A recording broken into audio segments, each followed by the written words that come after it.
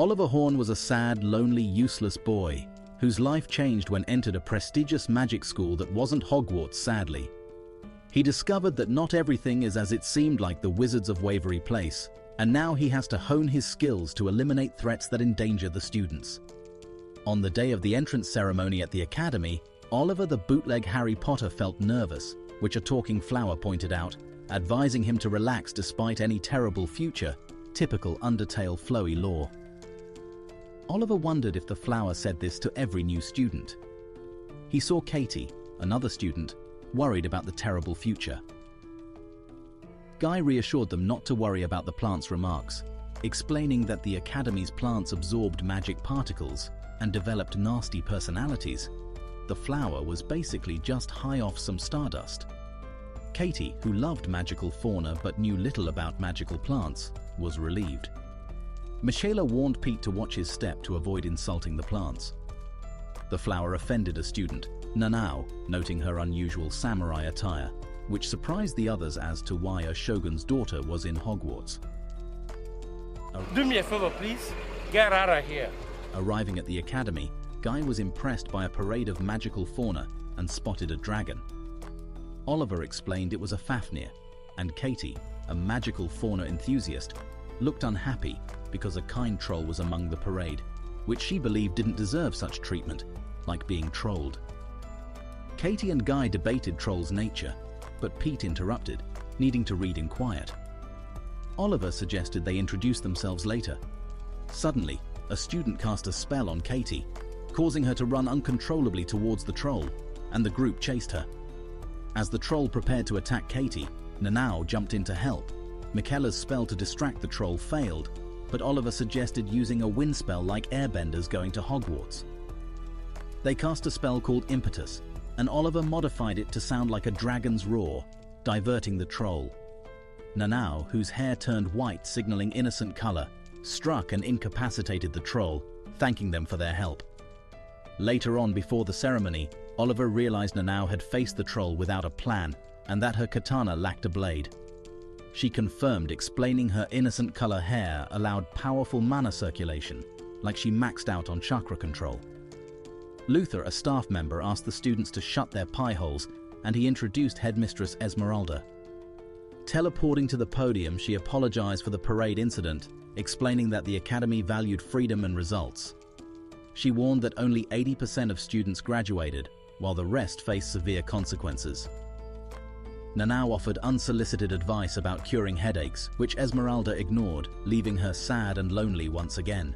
Continuing with the ceremony, Esmeralda announced the welcome banquet and used her hocus pocus to reveal tables and chairs on the ceiling. Older students joined the freshmen. Oliver and the other homies gathered to introduce themselves. Michaela was from the esteemed McFarlane family, and Guy was from a long line of magical farmers who knew a lot about magical plants, especially the kinds that Dr. Snoop Dogg always taught about. Katie was an exchange student who loved magical fauna and was grateful for their help. Pete, from a non-magical family, noted the difficulty of gaining an ordinary slot at the academy, and Oliver's family had been magical since his grandfather, and he had cousins at the academy. Nanao, from a samurai family in Yamatsu, was saved by a mage during a war and was invited to the academy to be like the Power Rangers. Michaela guessed the mage was her father, a part-time lecturer at the academy. They taught Nanao some dining manners as she attempted to eat a whole roast beef. Goku would be very proud of her. Early in the morning, Oliver explored the Quiet Academy. A covert operative, Teresa Cast, sent by Gwyn, introduced herself and revealed she was tasked with watching over him. Oliver then saw Nanao bathing in a fountain.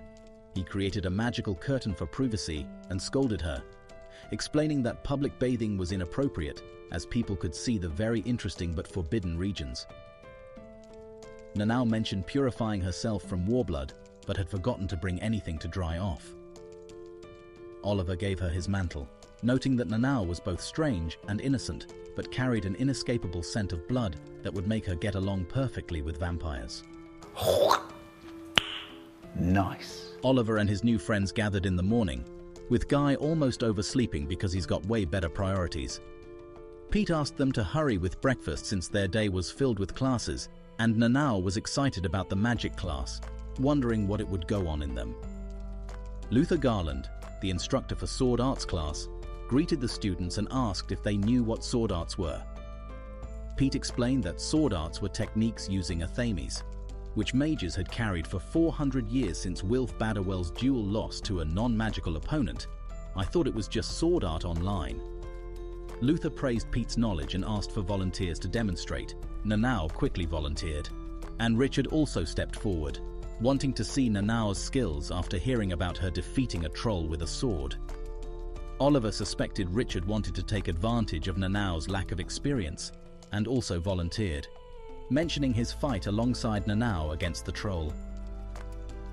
Oliver pointed out that Richard hadn't helped during the troll attack, which annoyed Richard. Michaela stepped in, suggesting she duel Richard instead, as it would be more impressive if he defeated her. Luther announced 2 duels, Oliver versus Nanao and Richard versus Michaela, like some Mortal Kombat special. He cast anti-lethality spells on their swords, stating the duel would end with a mortal blow to the head or chest, just like a fatality. Oliver decided not to use magic since Nanao couldn't, but he quickly remembered her innocent color ability as the duel started. Nanao attacked with innocent color, overwhelming Oliver. Realizing her skill, he decided it was no more Mr. Nice Harry Potter, and they engaged intensely until Luther stopped them, noting they had unconsciously broken the anti-lethality spell. Michaela asked if Richard could handle Nanao's attacks and requested their duel be cancelled, which Richard agreed to. After the duel, Nanao told Oliver she had enjoyed their fight and asked to duel again, but Oliver refused, not wanting to risk sending her to her respawn point or sending himself instead. Their second class was Spellology with Francis Gilchrist, who emphasized using only white wands for solving problems as mages. Later, Guy was exhausted from Francis's lectures, while Katie was still energized and was looking forward to the magical biology class. Later in magical biology, their teacher, Vanessa, told the students to treat magical creatures as resources and taught them how to exploit them. She gave them magical silkworms, explaining they would produce as many cocoons as they were fed with magic, but overfeeding would turn them into monsters. The task was to produce 5 normal cocoons from 10 silkworms. Michaela completed the task easily and helped Nanao. Guy asked for help, but Michaela told him to fail 5 times first. He was destined to anyway. Katie, aiming for perfection, went slowly and ended up with a monster silkworm that bit her. Michaela and Oliver killed it, but Vanessa deducted points for helping. Oliver took Katie to the nurse, where Katie shared her family's connection with magical creatures, including a troll, and her discomfort with exploiting animals despite understanding their use for human advancement. Oliver told her she didn't have to choose yet, but reassured her that she wasn't alone. He opened the door and revealed their friends eavesdropping outside, so he meant that literally. Later, Teresa advised Oliver to choose better friends, hinting that Katie's survival chances were as good as Princess Peach's security from Bowser. Oliver insisted on making his own choices, and Teresa informed him she was leaving for Master Gwyn's workshop. After dinner, Pete realized he had lost his book, and Oliver, with Michaela, decided to help him retrieve it. Katie mentioned the labyrinth beneath the academy that encroached at night. They found the book in the spellology class, but soon got lost in the labyrinth. Oliver explained that instructors and upperclassmen often patrolled for lost students. They encountered a woman, Ophelia Salvadori, whom Oliver recognized from her unsettling book. She used magic to control Pete, but Michaela stopped him. Ophelia was surprised Oliver resisted her magic. They ran away but encountered a bone wall, and Cyrus Rivermore, a 5th-year student, who suggested they spend time with Ophelia. As Ophelia approached, she remarked on their coldness and hinted they might need some discipline for trying to run away. Oliver warned Pete not to draw his weapon, fearing it might make Ophelia and Cyrus stand on business and start attacking. Ophelia confronted Cyrus about his disturbing habit of desecrating corpses, but Cyrus pulled the Uno reverse card, accusing her of behavior far worse. He insulted Ophelia by calling her a succubus, which made her mad. Both unleashed magical beasts to fight each other like Pokémons. As they battled, Oliver and his friends attempted to hit the ground running like Sonic. but Cyrus blocked their escape with a bone wall. Just as things seemed worse, Nanao arrived swiftly on the scene. Acknowledging the deadly nature of their surroundings, she dismantled the bone wall with ease and asked Oliver, Pete, and Michaela to run while she crashed the party against Ophelia and Cyrus. Oliver hesitated but eventually joined Nanao in the fight. They were interrupted by Alvin Godfrey, the student body president, who dispelled the summoned creatures and assured Oliver's group of their safety. Carlos Whitrow, another fifth-year student, intervened by holding Ophelia at sword point, ensuring their compliance. Once Ophelia and Cyrus departed under Alvin's supervision, Carlos mentioned their unusual high position in the labyrinth, expressing curiosity about the new students. Alvin and Carlos guided Oliver's group safely out of the labyrinth. Outside, tensions rose as Oliver confronted Nanao for risking her life against Ophelia and Cyrus. Michaela intervened, asking them to chillax and making Nanao explain her reckless behavior. Nanao confessed she had lost the will to live due to past trauma in battle, but found purpose in seeking a meaningful duel without hatred. She admitted feeling hurt when Oliver refused to fight her again, revealing that it had caused her to contemplate sending herself to Jesus. Katie suggested that Nanao's feelings for Oliver had complicated her emotions. Michaela emphasized the need for Nanao to find a reason to live rather than seek a bus ticket to the afterlife, especially now that she had found friendships and love and wasn't a sad, lonely loser anymore. Oliver demanded that Nanao promise not to throw away her life and to fight for herself. Nanao agreed, asking for their guidance in learning to live anew. The next day, Nanao joined Oliver and the others for classes, including sword arts. Luther explained the concept of spell blades, secretive techniques within sword arts that guaranteed fatal strikes within a spell's range. There were only 6 known spell blades, guarded closely by practitioners, making Luther unable to confirm his proficiency. Richard challenged Oliver and Nanao to practice, but Oliver insisted on equality in practice, upsetting Richard. Michaela revealed her history with Richard, feeling responsible for his need to prove himself. Pete interrupted with news that Katie had run off upon hearing plans to send the troll to Jesus from the parade incident. At the parade site, Katie confronted Darius Grenville, who belittled her and threatened the troll's life. He used magic against her, but Oliver and the group arrived in time to prevent further harm. Vera Milligan intervened, stopping any immediate action against the troll. Luther supported her, advocating for a proper investigation before any decisions were made. Vera introduced herself to Katie and offered support due to their shared concern for demi-humans. Meanwhile, a message arrived informing Michaela of Richard's challenge for a duel against Oliver and Nanao.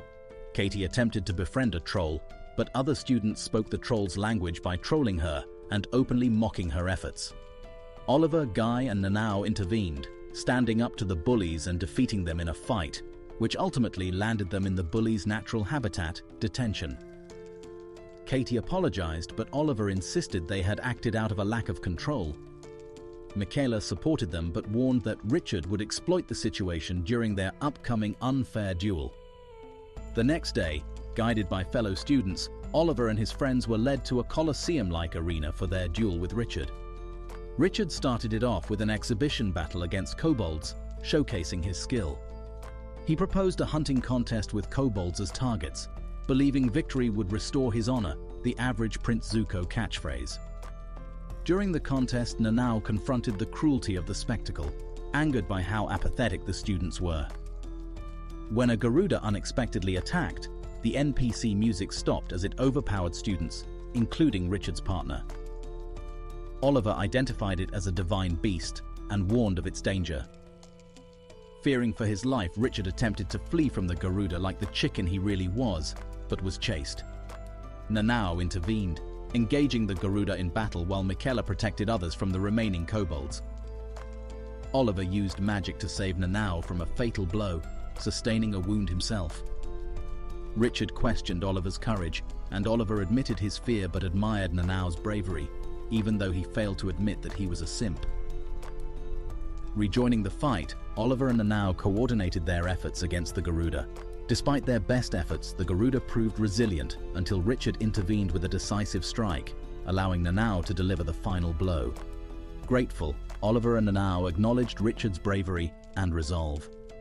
Reflecting on the duel, Richard admitted his fears of failure and embarrassment. Nanao reaffirmed the samurai's commitment to fight without hesitation once engaged. Oliver, however, believed there was no dishonor in retreating from an unbeatable foe, like Choji when he gets called fat. Inspired by Richard's courage, Oliver vowed to remember his honorable stand, forging a newfound respect. Nanao, moved by Richard's display, called him a comrade in arms, leaving Richard emotional as he departed. Oliver reassured Teresa, asking her not to worry about the unpredictable Garuda appearances, while Teresa vowed to shield him no matter what. Meanwhile, Katie persisted in her efforts to befriend the troll and eventually succeeded in making him happy by making his stomach even happier, despite Vera being skeptical about it. After a bizarre anatomy class, Oliver and his gang found themselves ostracized like Naruto when he was a kid. Now that nobody was laughing at Katie, she basically passed the baton to them. Oliver suspected a link to a demi-human rights activist stirring trouble. Nanao became the hot toast of the school post-Garuda incident, leaving Katie feeling overshadowed. Michaela playfully tried to kiss Oliver in gratitude, joined by Nanao, leaving him blushing furiously like Hinata anytime Naruto slightly noticed her. Oliver's cousin popped up out of nowhere, introducing herself and leaving him bewildered. In alchemy class with Darius Grenville, students were warned about dangerous potions. Oliver prevented potential disasters caused by Pete, earning Darius's praise and advice on picking friends wisely, unlike Oliver, who befriended people straight out of Ed, and Eddie. Richard warned Oliver about Darius's scheming ways ahead of a meeting on the troll incident. Annie Mackley apologized for her prank on Katie and swore she wasn't behind the troll's odd behavior. Katie visited the troll, who cryptically warned her of danger, causing Oliver and Nanao to smell something fishy. Nanao honed her powers under Oliver's watchful eye, aiming to be a helpful force. Oliver questioned if the troll's actions were part of a plot involving demi-human rights activists. During a labyrinth investigation, Oliver stumbled upon Katie's sword near the troll's cage. The troll hinted that Katie might be in the same dark place where he once languished. Oliver recalled past experiments on demi-human intelligence, suspecting ongoing covert activities. Their exploration hit a snag with an unexpected attack rained on their parade with rains of attacks. Oliver and Nanao woke up in Vera's workshop, where she spilled her plans about manipulating the Garuda and the troll, with limited success. Vera, intrigued by Katie's troll whispering abilities, tried to nab her for study. Nanao launched into action against Vera, exposing her deadly basilisk eye, a family heirloom that turned her siblings to stone, typical Medusa lore. Oliver swooped in, saving Nanao and realizing the depths of Vera's mad scientist experiments. Oliver attacked Vera with Tenitris, but Vera pulled the Uno reverse card and countered with a stronger Tenitris. Talo! Nanao then engaged Vera in a sword fight. Vera outmatched Nanao, tripping her, and as she moved to finish her off, Oliver intervened. The two continued fighting Vera, who handled them easily. Vera shot out an impetus blast, which Nanao deflected with her sword like the typical samurai she was. Impressed by their skills, Vera got excited. Oliver formed a plan with Nanao. He created a bouncy trampoline-type thingy to send Nanao behind Vera while he distracted her with attack spells. Nanao charged Vera from behind, but Oliver realized Vera had a basilisk's eye on her left hand. Nanao also saw this and, understanding that the curse traveled at the speed of light, managed to cut through space and time to sever Vera's left arm before she could petrify her. Vera lost consciousness from the shock. Oliver realized Nanao's attack was an unavoidable seventh spellblade. Nanao requested a victory kiss, but Alvin and Carlos arrived, surprised they managed to handle Vera on their own, explaining they came after an anonymous tip. Later, Oliver and the group explained to Katie that Vera wanted to help and work with her. However, Katie did something Vera couldn't. She made the troll talk. The troll was now considered a unique species that can also stand on business, so the school wouldn't get rid of him. Katie, happy and grateful, kissed Oliver and Nanao. She decided to speak with Vera and resolve their relationship. Oliver was overjoyed that Katie remained kind and that he got a kiss he probably would never get again. A few days later, Darius called Oliver to discuss a student's research. Darius faced several strong monsters, but defeated them easily. At the research site, Darius explained a gate brought the monsters, which devoured each other, leaving only the strongest. Darius closed the gate. Oliver suspected Darius knew about the troll and was supplying Vera with demi-humans. Darius revealed his dream was to eliminate stupidity in humans, intending to use the same technique on them. Darius invited Oliver to join him. Oliver asked Darius about his whereabouts on a specific date, revealing he had been targeting Darius. Realizing Oliver's connection to a woman he once tortured, Darius drew his sword. Oliver foresaw Darius winning in most outcomes, but found a way to defeat him using the fourth spellblade, Angustavia. Darius, surprised, realized Oliver was the woman's son. Oliver explained he experienced all the 128 forms of pain Darius inflicted on his mother, and would torture Darius until he found the right words to say. After the 57th pain spell, Darius asked for death, and Oliver obliged, killing him. Oliver's cousins Gwyn and Shannon Sherwood and his secret guard Teresa Cast appeared. Gwyn forbade Oliver from using the spellblade more than twice to avoid death. Teresa pledged to continue serving him. Gwyn gave Oliver a mask, asking him to lead their group in avenging his mother by killing Vanessa Aldis, Francis Gilchrist, Enrico Forghieri, Demetrio Aristides, Baldia Muezicamili, and Esmeralda. Oliver reflected on Nanao's words about the joylessness of revenge and prepared to find out if they were true. 4 months after Darius did the peace sign and disappeared, Esmeralda gathered Francis, Enrico, Demetrio, Baldia, Vanessa, Garland, and Theodore, like they were the Avengers. She speculated that Darius was likely dead, possibly killed in the labyrinth, prompting Vanessa to suggest that only their group or Garland and Theodore could have accomplished it. Theodore, unexpectedly present, took it as high praise. Vanessa questioned if anyone was involved in Darius's demise but was met with silence. Esmeralda asserted consequences for any student involved, though Vanessa doubted a student's capability. Pete woke suddenly, realizing he had transformed into a female body, distancing himself from friends throughout the day. Michaela attempted to greet Stacy, her relative and attendant, who ignored her, keeping her distance since school began. Their teacher, Dustin Hedges, arrived for broomstick riding class, explaining that the brooms were living creatures that chose their riders. Oliver brought his own broom. Brooms flocked around Nanao except for a solitary bucking broom, warned by Dustin of its unpredictability. Nanao approached and calmed it, bonding as its master. Dustin marveled, having failed to tame it previously. Oliver recognized it as his mother's broom. During alchemy class with substitute teacher Theodore, news of Darius's disappearance spread. Michaela mentioned rumors of his demise in the labyrinth. Theodore, Michaela's father, acknowledged the confusion and apologized for his absence, trusting Michaela to care for Nanao. He revealed himself as their temporary alchemy teacher, discussing his book with Stacy and Pete, impressed by Pete's deep knowledge. In their first magical engineering class with Enrico Forghieri, students dismantled magical traps. Oliver shielded Pete from a trap's snakes with his body, using Tenitris to neutralize them. Enrico praised their effort and provided antidote lollipops. Oliver privately confronted Pete about his transformation, revealing Pete's status as a reversee, someone who switches sexes like avatars in a video game. Pete demonstrated newfound prowess with Tenitris, and Oliver explained gender-based elemental affinities.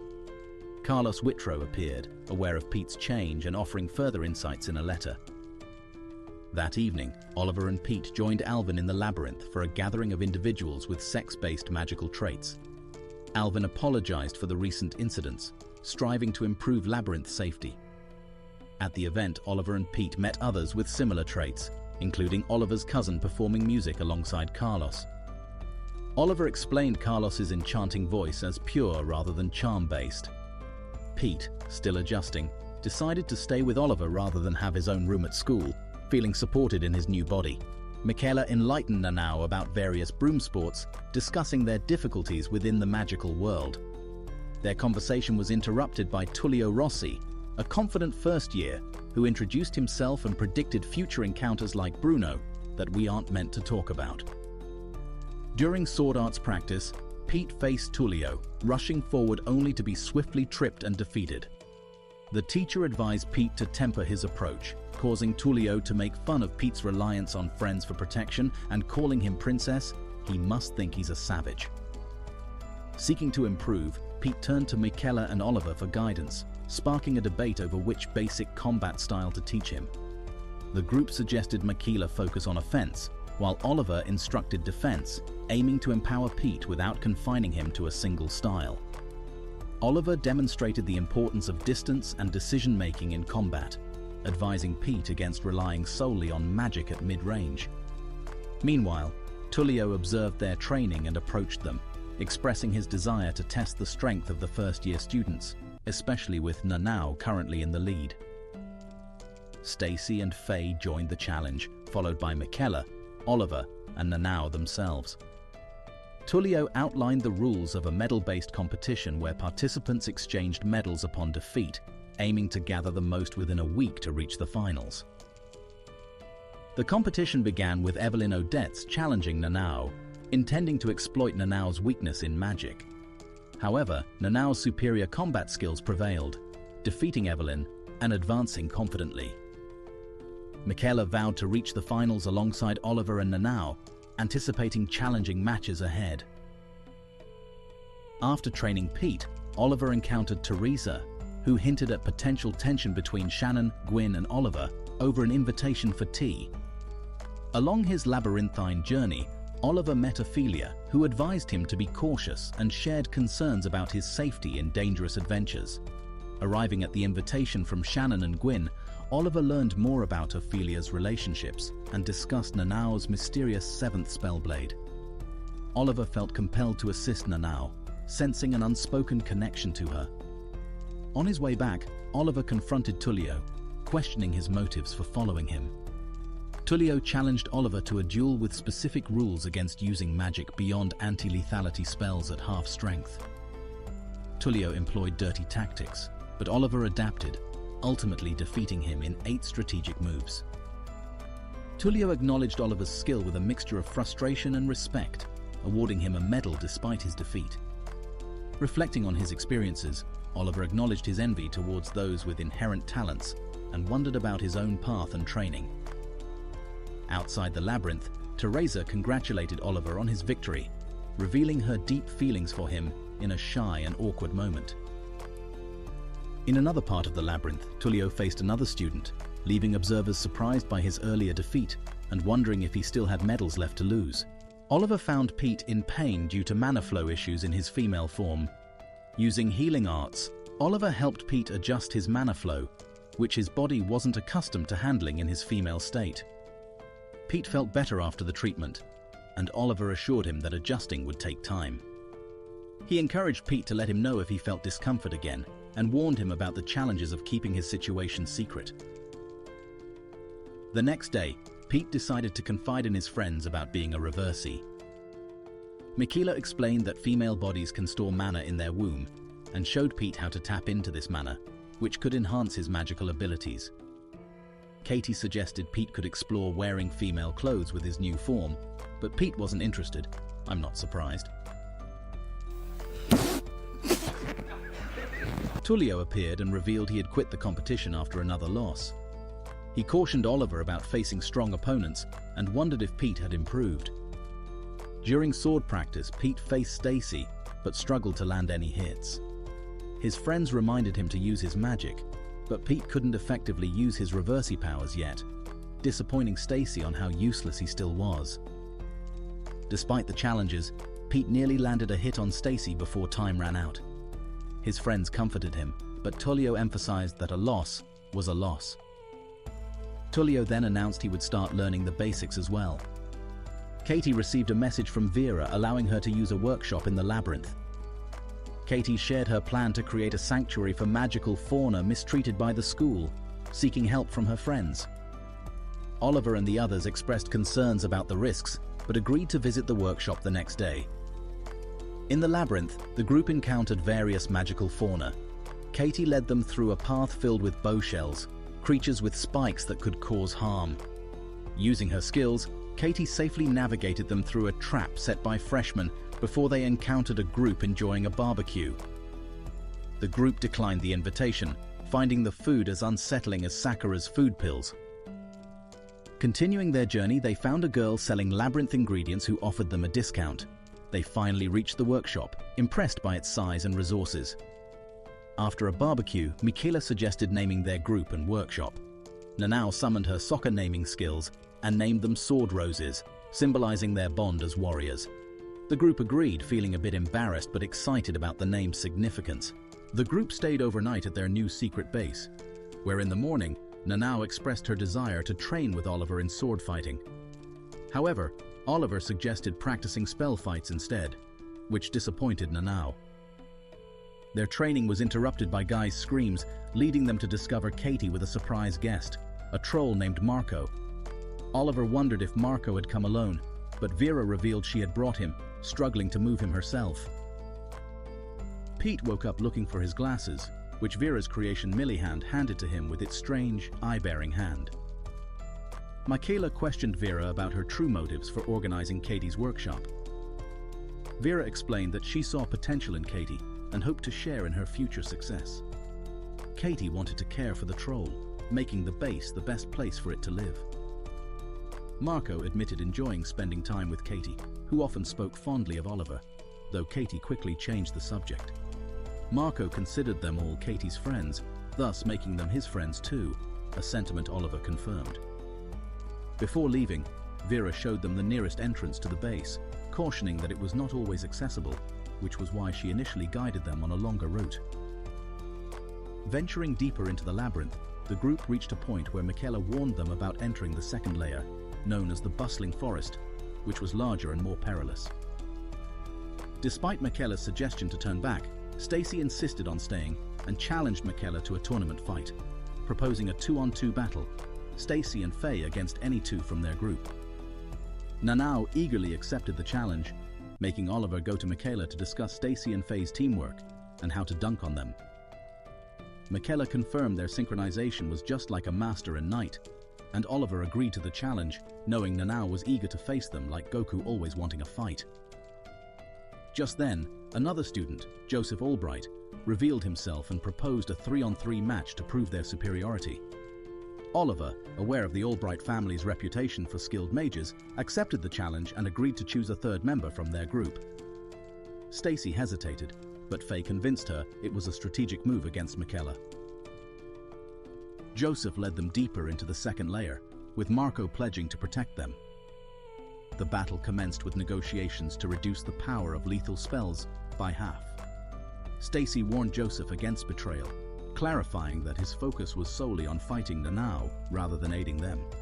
Oliver engaged Joseph in combat, initially blinding Faye before facing Joseph directly.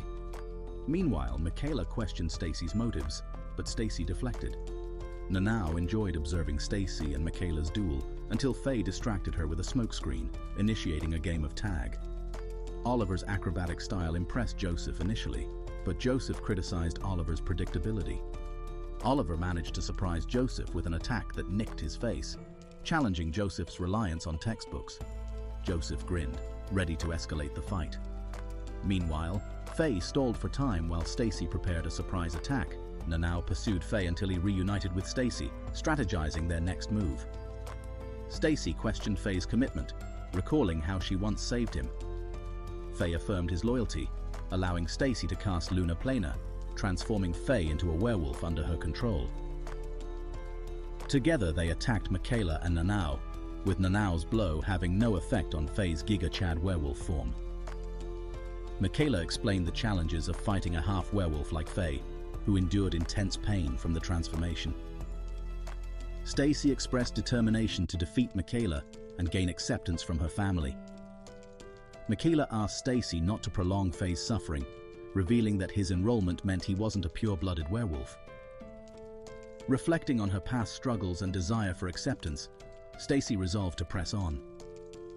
Nanao blocked their attacks, acknowledging their dedication to the fight like Might Guy does every time he challenges Kakashi. Michaela agreed not to ask Stacy to undo Faye's transformation, sensing the battle's conclusion drawing near. Joseph mocked Oliver, saying he lacked talent and tricks, and that he was as basic and useless as an NPC, not Sakura's level yet. Oliver brushed off his insults, knowing they didn't affect him. He continued attacking, using spells up close, which Oliver countered. Stacy decided to challenge Michaela, aiming to avoid Nanao's sword range. As Stacy and Faye charged, Michaela used a spell, Tenitris, catching Stacy off guard and incapacitating her. Michaela adjusted her spell to affect Stacy more than Faye, who remained relatively unharmed. Despite this setback, Stacy stood and fought, but Michaela proved too powerful, pointing out Stacy's lack of mental training. Meanwhile, Joseph and Oliver dueled fiercely like it was the tournament of power, trying to unbalance each other. Joseph gained a momentary advantage, pushing Oliver, but Oliver countered with a decisive move, Impetus, claiming victory. In another part of the battle, Michaela defeated Stacy, who cried out in frustration, questioning her abilities. Faye explained their family's dynamics, where Stacy, from a branch family, hoped to prove herself worthy of recognition from her father, Theodore McFarlane. Such a fire name, Lightning McQueen got competition. Joseph later shared a story about Emma, a girl his age who once defeated him in chess after hard work and dedication. However, Joseph's father punished him severely for losing, teaching him the Albright family's strict code of superiority, average Karin Kanzuki law. Joseph summoned bees, threatening to erase their memories unless they surrendered, driven by his duty to maintain his family's image. Nanao defeated Joseph, who acknowledged the lesson of defeat and was a complete failure for tarnishing his family's image twice. Stacy learned Michaela's restraint in their duel and bridged their differences with a shared history. Oliver and Joseph reconciled, but magical beasts captured Pete, Faye, and others outside the labyrinth. Alvin and Carlos warned against further expeditions, revealing Ophelia's shady involvement in the disappearances. Stacy attacked one of the bees, causing the others to retaliate like it's game on, forcing the group into a battle. Guy constructed a barricade using his plans, giving them temporary shelter. Katie used incense to repel the bees, knowing it wouldn't last long. As they debated surrendering to Joseph, Oliver suggested erasing their memories of the fight to end the conflict peacefully. Nanao preferred Joseph to face a genuine defeat, out of pity for someone unable to accept loss. Katie, Guy, and Pete rejected surrender and sought alternatives. Oliver proposed a risky plan, while Michaela hinted at a hidden power she had kept secret. The group used incense, agitating the bees to attack the barricade. Michaela transformed, revealing her half-human, half-elf heritage, confirming rumors about Theodore's elven wife. The bees broke through, endangering Katie until Marco shielded her. Together, they performed a double incantation, Magnus Tenitris, to defeat most of the bees. Stacy noted the strain of double incantations, but Michaela explained that her elven heritage made it easier. Nanao joined the fight, defeating more bees and confronting Joseph, ultimately defeating him with a single blow like One Punch Man. How? Joseph accepted his defeat, feeling liberated. Stacy questioned why Michaela had held back her power in their fight. Michaela wanted to challenge herself and extend their interaction. Michaela revealed a flower diadem Stacy had made long ago, treasured despite their differences. Oliver encouraged Joseph to grow stronger for their next encounter. Suddenly, a magical beast appeared, capturing Joseph and several others. Oliver asked the group to flee as they were outnumbered. One beast targeted Stacy, but Faye sacrificed himself to protect her. Pete was also captured as they escaped. Outside the labyrinth, Oliver informed Alvin and Carlos about the beasts capturing his friends and others. They realized Ophelia Salvadori's involvement, warning against further labyrinth expeditions. Alvin gathered students to search for Ophelia Salvadori, and days passed with no news of Pete. Guy wanted to search, hoping to find Pete alive, but Nanao warned of the likelihood of death for missing people in her country. Oliver believed Pete was taken alive by Ophelia's chimeras. Feeling powerless, they returned to normal school life like nothing was happening. Oliver consulted Gwyn and Shannon about saving Pete. They planned to join the student council to hunt Ophelia in the labyrinth's third layer. Katie sought help from Luther, who said teachers could intervene only after 8 days. Michaela asked her father for help, but was told friends were lost without power to protect them. Feeling responsible, Michaela planned to enter the labyrinth that night. Oliver wanted to go with her, but Vera intervened. Vera proposed a deal to Katie. In exchange for helping save Pete, Katie would join Vera's research to increase Pete's survival chances. Vera explained Ophelia's dangerous experiments with synthetic beasts and mana extraction. Katie agreed despite Oliver's objections. Now, Oliver and Guy were persuaded not to go. Vera equipped Katie with Millihand and warned of its role if she didn't return. Meanwhile, Pete shook off the Z's and greeted the day in a cell with other students in the labyrinth. Vera revealed her clan's history with succubi and Ophelia's use of kidnapped students for mana. The group prepared with Vera's potions against Ophelia's threats. Kevin gave Alvin a map, but failed to find Ophelia's lair. Encountering a chimera, Vera asked the group to watch her fight to save Pete. She showed them that the chimera saw as much as Toph did by using decoys, and advised them to keep moving when fighting large beasts. She emphasized the need for a plan to deliver a decisive attack. Even though the chimera adapted and ignored the decoys, Vera explained they could still use this to their advantage. By slowing her movements, she tricked the chimera into thinking she was another decoy, allowing her to approach and defeat it easily. Vera stressed the importance of observing the creature, identifying its weaknesses, and making a plan, noting they didn't have to do it alone. The group then moved on to the second layer of the labyrinth. Carlos shared that their family's alliance had led them to meet young Ophelia. They expressed a desire to be her friend, despite Ophelia's doubts due to past experiences where all homies reacted strangely to her presence. Carlos, however, was unaffected by her perfume because he was a real Chad. After meeting her, they wished for Ophelia to find happiness like anyone else. Oliver's group had been trekking for hours when Nanau grew hungry, prompting a stop to eat Guy's cakes.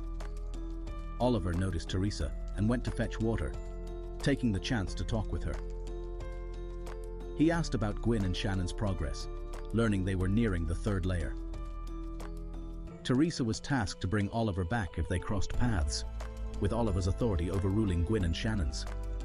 Teresa volunteered to scout ahead, with Oliver cautioning her to report dangers, but not to act recklessly like Naruto after he just learned the Rasengan. Continuing onward, they faced their largest obstacle, the colossal tree, Irminsul. While climbing it, Oliver questioned Vera about the underground labyrinth's artificial sun. Vera explained its ancient origins and their current absence of encounters with beasts. Eventually, they entered a beast territory. Vera instructed them to maintain eye contact without showing fear. A stressed beast monkey appeared, missing fingers likely lost in clashes with Ophelia's chimeras. Vera attempted to intimidate it, but Nanau intervened peacefully. After a brief standoff, the beast retreated to its lair, sensing no threat from the group. Meanwhile, in another part of the bustling forest, Stacy enlisted her elder half-sister Lynette to aid in rescuing Faye from the labyrinth.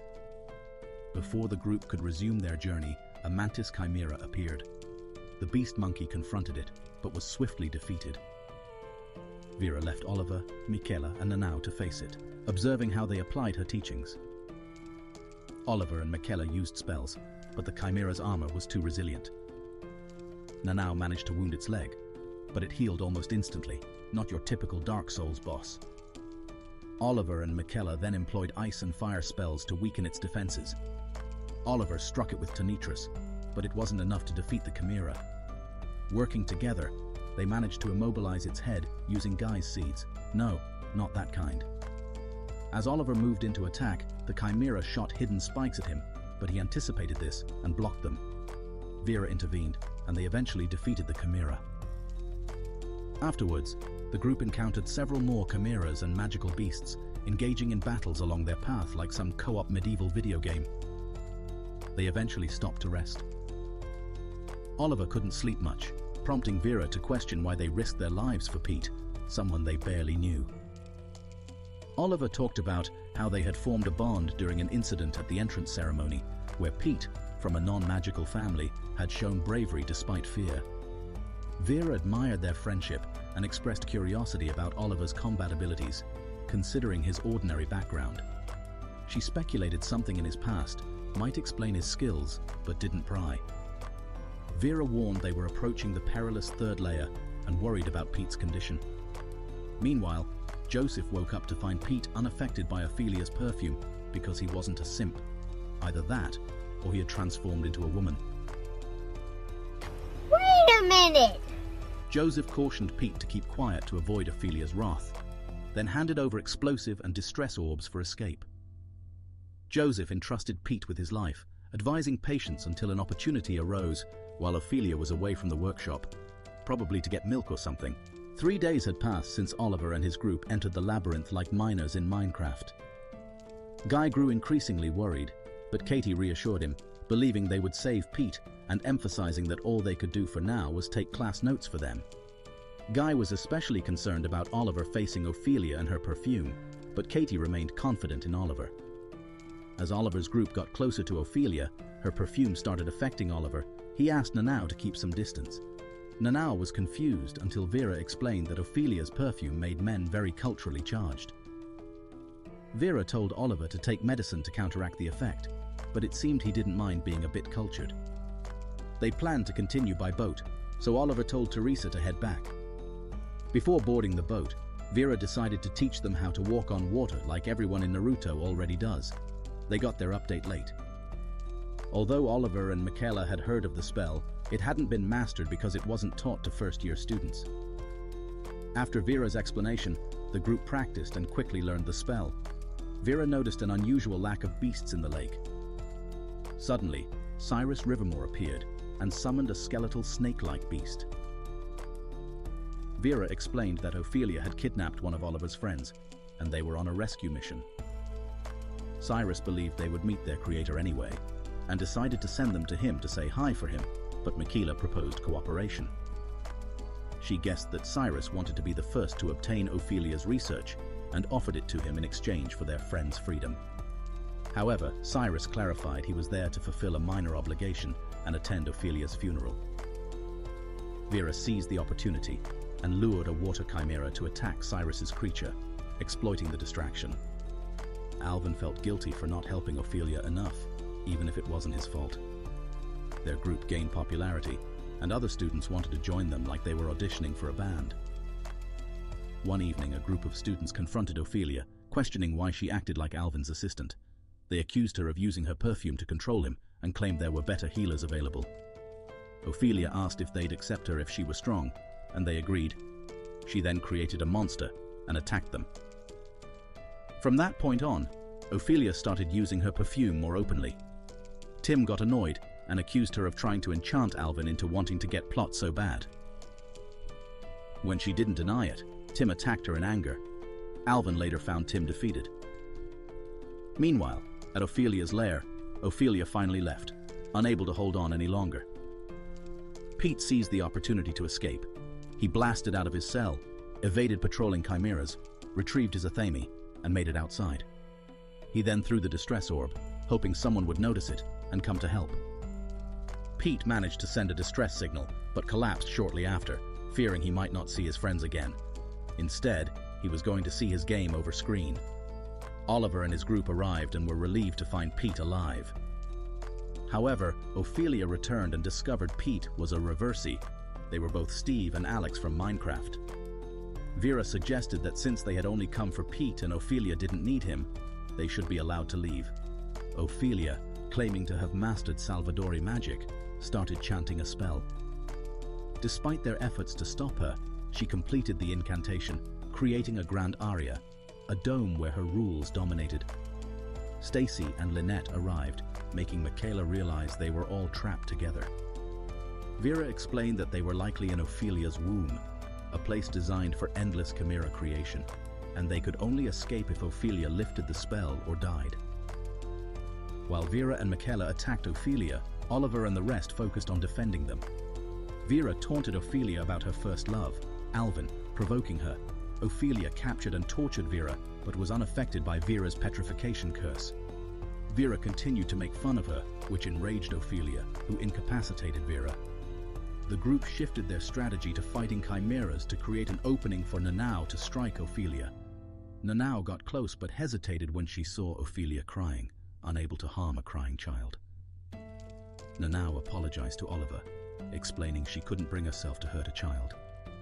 Michaela apologized to Pete for not being able to protect him, but Pete took up his sword to fight alongside her as the real Chad that he was. Witnessing their solidarity, Ophelia reflected on her loneliness and regretted her actions. Suddenly, part of the Grand Aria's walls broke like Madara's hopes and dreams when Kaguya appeared, and Carlos and Alvin entered, apologizing for their delay and saying they came for Ophelia. Despite Ophelia's warning to stay away, Carlos approached her. Carlos removed a tattoo from their neck and started singing, causing the Grand Aria to begin falling apart like the walls of Jericho. Alvin told Oliver that Carlos and Ophelia's families had an agreement. Carlos was sent to be with Ophelia in case she ever lost control of her magic. Oliver realized Carlos was a castrato, someone who had their genitals removed as a child to keep their voice special, which also made them resistant to certain types of magic. Carlos hugged Ophelia and apologized for not being able to make her happy, but assured her of their love. Ophelia hugged back, but showed him the Uno reverse card by saying she hated them instead. Alvin said goodbye, and then both Carlos and Ophelia disappeared along with the Grand Aria. The students returned to the surface since incidents like what happened with Ophelia were common at their school. People soon stopped talking about it and went back to their normal routines. Oliver reflected that Ophelia's trip to Valhalla was better than what likely awaited him. As a reminder of his grim thoughts, the Sword Roses walked by several teachers Oliver planned to confront someday, and he glared at them. Nanao then interrupted with some very important information. She was hungry, and that's the end of this video. Thanks for joining us on this thrilling journey through challenges and growth. Don't forget to subscribe and hit the bell to catch the next exciting chapter. What was your favorite moment? Let us know in the comments below. See you next time for more adventures.